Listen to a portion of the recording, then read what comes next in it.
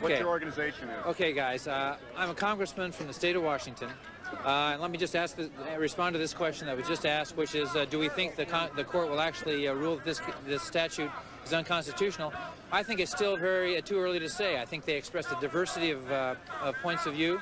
And they're going to rule in June, and that's about all we know. One thing we do know is that when they rule, we'll have a better idea in Congress what the constitutional principles are that we have to deal with, and then we'll be able to write a better statute. Do you support this law, or are you against it? What's your position? I think it's unconstitutional. That's why? Well, because it goes a little bit too far in restricting the ability of people to express their view on the internet. There are some things we can do, but there are some things we probably did that went too far. What do you think how did you think the arguments went? Which way did the justices seem to be leaning? Oh, I think that 4 or 5 seem to think it was probably unconstitutional, and 4 or 5 seem to think that it might be constitutional, and that's the kind of the way the Supreme Court usually does things. So we'll know better in June. Sure. When you're dealing with restrictions on First Amendment speech, you've got to be as narrow as possible. And I think what we did when we passed this law, and a lot of us said this when we voted on the law, was that we went a little bit too far. We didn't choose the narrowest way to do it.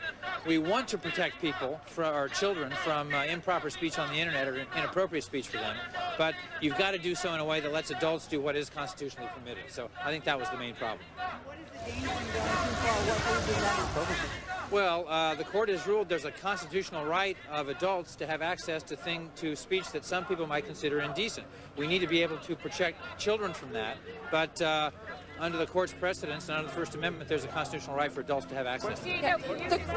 Identify yourself. Donna Rice Hughes, Communications Director, Enough is Enough.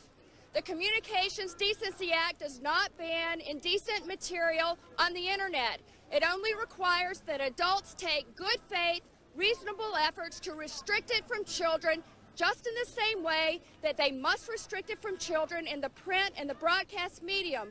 One of the points that we believe needed to be made more thoroughly is that end-user blocking that parents can use is not sufficient for a number of reasons. Computer literate children can get around it, number one, but more importantly, the home is only one port of entry into the internet. It does not address children getting pornography in someone else's home, at school, or at the public libraries.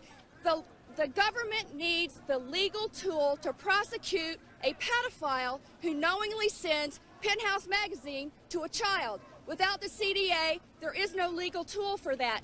The government needs a legal tool to prosecute Larry Flint for putting free teasers on his homepage. Without the Communications Decency Act, there is no legal tool.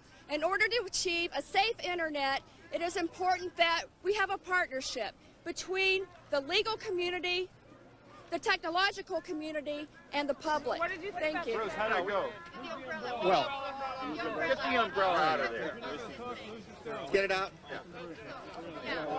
I thought there were 2 things that were interesting and significant about the argument. The first is that the court gave extra time for this argument, which is highly unusual.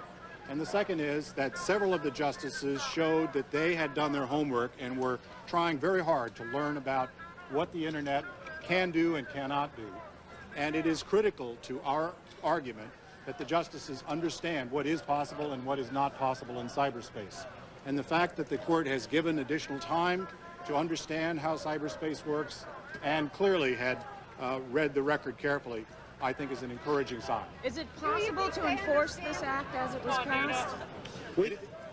I don't think it is possible to enforce this act in a constitutional way as it was passed. Why? The act, the principal problem with the act is that it completely bans from most of cyberspace a vast amount of speech that is constitutionally protected for adults, and much of which is constitutionally protected even for minors. Flat ban on lawful speech. And it is not effective in terms of protecting children.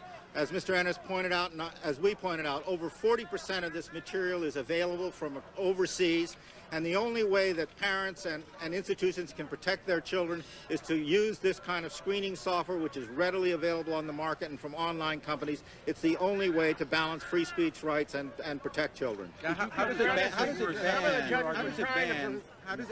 ban the indecent speech for adults? You said it bans it. Obviously, it makes it a crime to communicate on the internet any indecent speech in a manner that would be available to minors. The way cyberspace works is virtually every communication in cyberspace that would be available to adults would also be available to minors. The justices did seem to be unsure about the display provision, but there is an indication they may want to remand the case back to Philadelphia for further trial. Remember, there was no trial in this case. This is a very evidence-heavy decision, and there was no trial in the case. It was a very abbreviated TRO proceeding. So if this case goes back to Philadelphia for a full trial, we'd certainly be happy with that, because there's a lot of evidence to present that it's very easy to ask and to screen for children. It's becoming easier and easier as technology develops.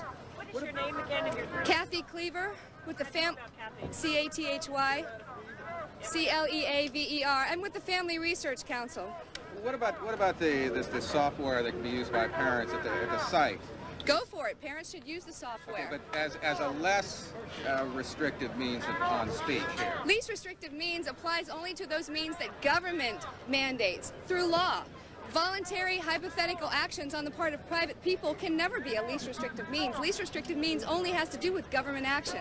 Government action is law. So we always encourage parents to use whatever means are within their ability to try to protect their children. But those means never supplant the interest of government in protecting their compelling interest in protecting kids against exploitation through pornography. But if that is available, what is the need then for these other more restrictive means through this law? The need is we as a society shouldn't give up our right to prosecute the worst offenders online. If there's no criminal law against sending a pornographic email to a child, then when your child gets a pornographic email, you can't press charges. So we need to be able to press charges against people who exploit children online by sending them pornography, as well as use the technological means that are at our disposal as parents.